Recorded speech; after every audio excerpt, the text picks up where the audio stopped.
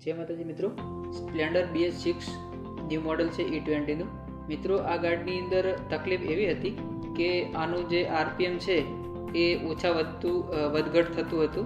तो घणी गाड़ीओनी अंदर आ प्रॉब्लम जोवा मळे छे। एना पाछळनुं एक रीजन है कि नवा बाइक साथे कंपनी एक्साइडनी बेटरी Z4 નું मॉडल लगावीने आपे छे।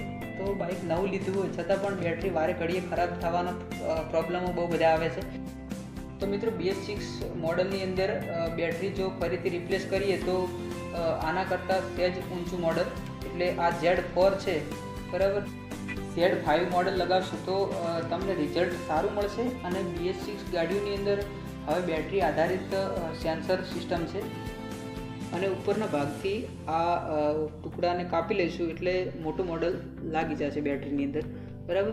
અને કંપની જે એક્સાઇડનું જે Z4 મોડલ મેન્યુફેક્ચરિંગ નવા બાઇક સાથે આપે છે એના કરતાં આ SF ની જે બેટરી છે મેં લગાવી છે આના કરતાં સહેજ મોટું મોડલ છે। તો મિત્રો આની અંદર બહુ સારું રિઝલ્ટ મળશે અને તમને ગાડીની અંદર વારે ઘડીએ વધારે પડતા સેલ લગાવવા છતાં પણ આ બેટરી ડાઉન થશે નહીં।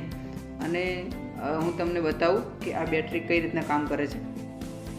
गाड़ी स्टार्ट करिए तो मित्रों आनो चार्जिंग पॉइंट कई रीतना काम करे छे। जो 1300 आजूबाजू बतावे छे तो आ मैक्सिमम एक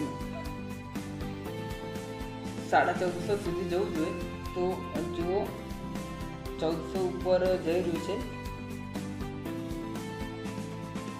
1450 1440 1400 ऊपर जई रह्युं छे एनो मतलब बेटरी चार्जिंग पॉइंट कम्प्लीट है और बेटरी चार्जिंग पण थाय छे। तो नवुं मॉडल जो लगाववानुं थाय तो आ RPM जे वधघटनो प्रॉब्लम सारी बेटरी नाखवाथी पछी थतो नथी। अने आ मॉडल तमे पण लगावी शको छो।